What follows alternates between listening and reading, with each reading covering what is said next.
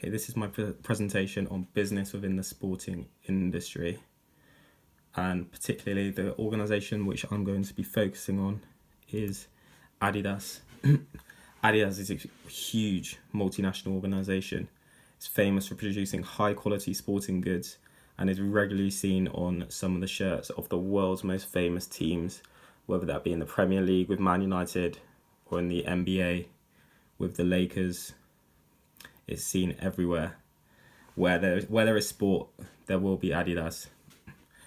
Okay, according to Forbes, Adidas is the third most valuable sports brand on the planet, with an estimated value of over £5 billion. Adidas was founded in Germany by a man called Adolf Dassler. However, these days, Adidas is a multinational corporation employing over 50,000 people all over the world. That's because back then, when they first started, Adidas was a small business which he started with his brother, which grew into the massive multinational company that it is today. Adidas is a brand which is easily distinguishable from its three-stripe logo, which it famously acquired from a Finnish sportswear brand, Karhu Sports, for 2 bottles of whiskey and around €1,600. Adidas employs some of the greatest athletes in the world as ambassadors, ranging from British cyclist Laura Trott to one of the greatest footballers of all time, Lionel Messi. Having these ambassadors in their adverts and wearing their product brings in endless amounts of sales. Customers want to wear the same shoes as their idols. Adidas is a company which believes sport is central to every culture and society and is pivotal to an individual's health and happiness. So that's why everything they do is focused around sport. It's focused around improving sports in the world and making sure that everyone can play sports with top quality gear while still looking and feeling good. Adidas' mission is to become the best sports brand on the planet. By best, they mean design, build and sell the highest quality and most effective sporting goods. They believe that if consumers, athletes, teams and the media rate their products as best, then profitability and financial rewards will follow. According to a top 30 list which has been voted on by 34,000 consumers, they currently sit second in the list to Nike. This means that out of the 34,000 and out of all the possible brands they could vote for, they put Nike first and Adidas second. Okay, however, according to the Huffington Post list, they are currently ranked 5th for the best sport brand overall. In order for Adidas to become the best sport brand, they believe that they need to be innovative with new products, so constantly on the lookout for new ideas and concepts which could put them ahead of their competitors. A recent example of Adidas being innovative was their laceless boot range called Ace Plus Pure Control. This idea was inspired by professional footballer Mesut Ozil, who revealed to Adidas in 2014 that he used to knot his laces multiple times, then attempt to tuck the laces away as best as possible to minimise any interference with his first touch. This move by Adidas gained them lots and lots of extra sales. Lots of people were transferring from Nike football boots over to Adidas because they didn't want any interference with their touch and they wanted to wear the same boots as their hero Mesut Ozil.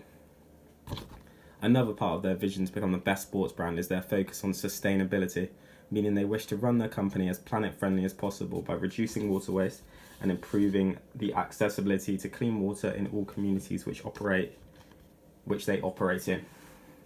Adidas also aims to improve the recyclability of all their products and to conserve energy wherever possible.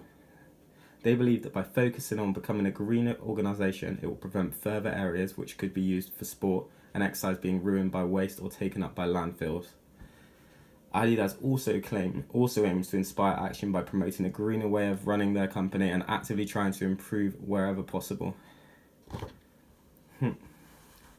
Another thing they're doing, which is trying to get themselves to be the best brand in the world, is to invest heavily in high potential markets, including China. In February, the managing director of Adidas's China operations, Colin Curry, said the business was looking to capitalise on the surging popularity of football in China. Sports marketing boss claimed that China could be the biggest in the world in the future, and Adidas has invested heavily by sponsoring teams and having multiple player ambassadors including Oscar, who's a Brazilian international and former player for Chelsea. And financially, in order to become the biggest company in the world, they have to overtake Nike, and they're looking to increase their net income between 18% and 20% to a level of up to 1.225 billion. Net income is the amount of profit made per calendar year. Okay, so Adidas is an organization made up of two boards, the executive board and the supervisory board. The executive board are at the top of the company, focusing largely on the management, strategic management and financial control. The executive board consists of 6 members. Okay, so that is Kasper Rorsted, who's the chief executive, the CEO of Adidas, the main leader of Adidas. There's the executive board member, Roland Auschel.